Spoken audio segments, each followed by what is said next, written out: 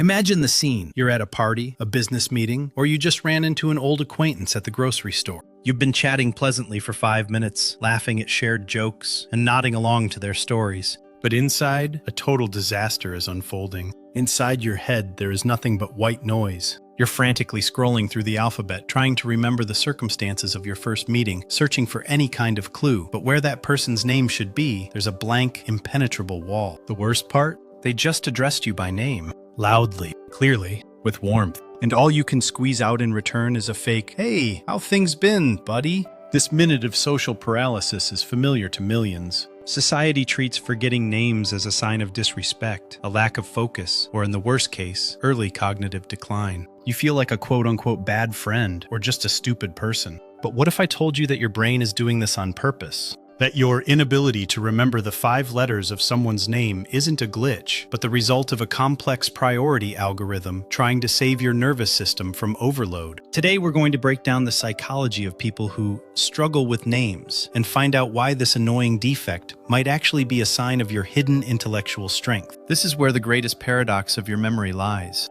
You can remember the plot of a movie you watched 10 years ago by heart. You remember a strange mole on the cheek of a random passerby, or the breed of a dog you met in the park this morning. But the name of the person you just shook hands with? It evaporates faster than a drop of water on a hot stove. This makes you think your memory is, quote, broken. But in cognitive psychology, there is an explanation that changes everything. The thing is, your brain isn't a warehouse for junk. It's a high-efficiency filter. A person's face is a complex visual pattern filled with emotion and character.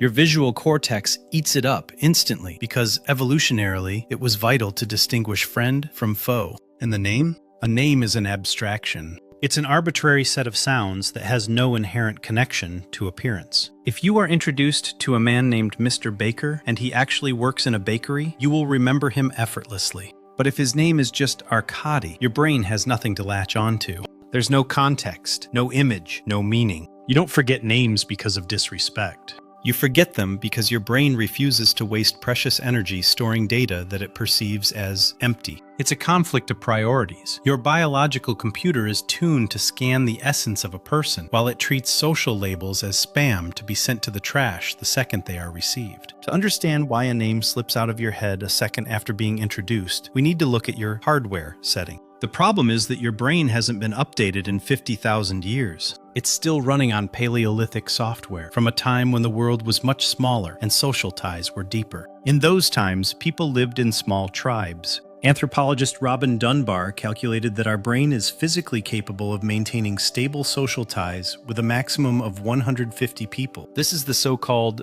Dunbar's number. In an ancient community, you didn't need to memorize hundreds of random names. You knew everyone. This person is a great hunter, this woman is a master healer, and that guy is your cousin. Names weren't just labels. They were hardwired into the context of survival and daily actions. But now, fast forward to today. Your brain is being attacked by thousands of faces and names. Colleagues, baristas, TV characters, social media followers. For your ancient friend or foe radar, this is pure digital noise. When you're introduced to the 10th Alex of the week, your hippocampus, the memory center, simply shrugs. It doesn't see this set of sounds as vital information for tribal survival. Your forgetfulness isn't a defect. It's a protective reaction of a brain trying to save itself from the information overload of the metropolis.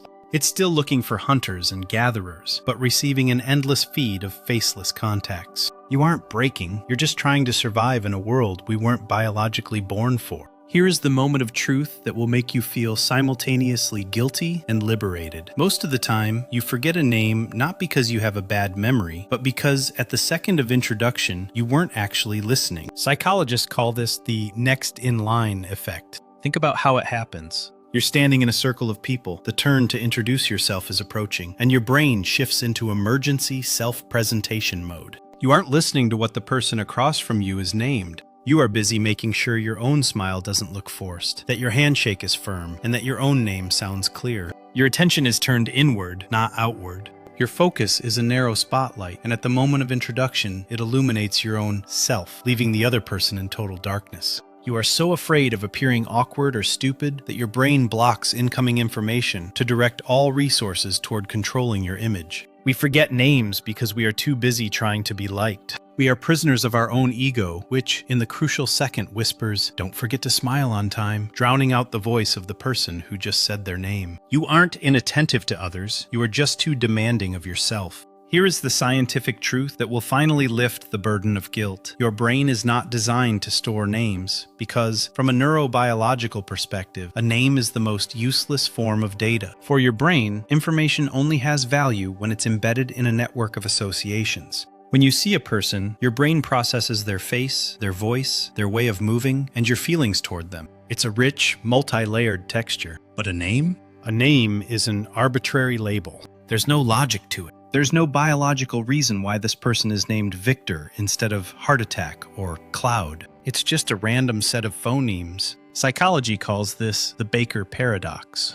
If I tell you that I met a man who is a baker, your brain instantly creates dozens of connections. The smell of bread, white flour, early mornings, the warmth of the oven. You remember it because it's meaningful. But if I tell you that I met a man whose last name is Baker, your brain hits a dead end. The word is the same, but the connection isn't there. The name hangs in your memory by a thin thread, not hooked to a single meaningful image. Your brain is not a notebook. It's an associative machine. It doesn't forget names. It simply refuses to give them priority in storage if they carry no semantic weight. You aren't defective. It's just that your internal supercomputer is tuned to search for meaning, not to collect random sound codes. Now it's time to flip the script. We're used to viewing forgetfulness as a defect, a glitch in the software. But what if this isn't a bug, but a sign that your operating system is functioning at a much deeper level than everyone else's? In cognitive psychology, there's a concept known as highly selective attention. People who easily forget names often possess an incredible ability to ignore superficial labels, to focus on what truly matters.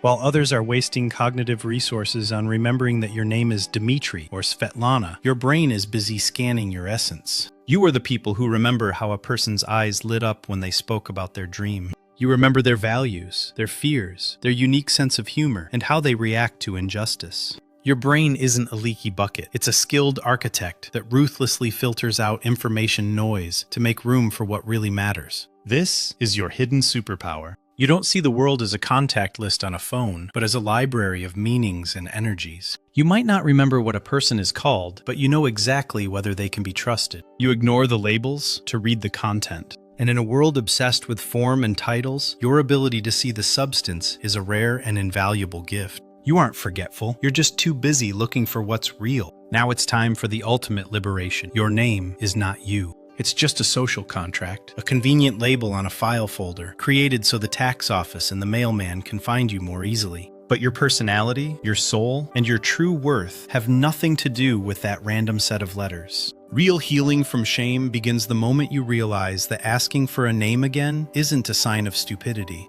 It's a sign of honesty. Stop playing the guessing game and hiding behind fake buddies and hey yous. The bravest and deepest thing you can do when meeting someone is to look them in the eye and sincerely say, "I'm sorry, I was so engaged in our conversation that my attention slipped past your name." What was it again?